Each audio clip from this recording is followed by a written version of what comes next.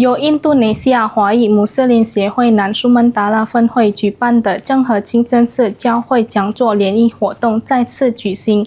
这项常态化活动不仅成为增进穆斯林兄弟情谊的重要平台，也让社会大众进一步了解南苏门答腊华裔穆斯林协会及居港正和清真寺。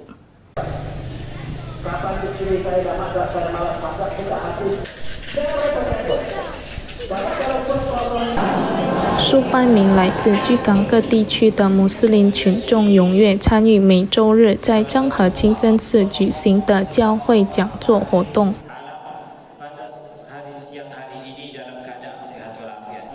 参与者聆听宗教讲座，并共同进行祈祷。该活动不仅成为学习伊斯兰知识的平台，也有助于加强信众之间的联系，增进宗教修养，并进一步巩固穆斯林社会的团结与友谊。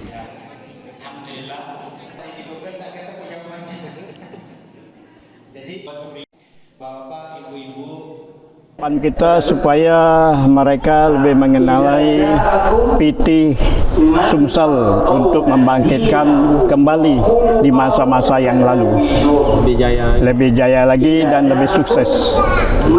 Pencerahan seperti ini bagi yang ibu-ibu ataupun namanya bapak-bapak yang kira-kira bukan kita menganggap mereka tidak tahu kan, agar mereka lebih banyak mengetahui lagi, apalagi seperti hari ini temanya mencari kesuksesan dalam pernikahan.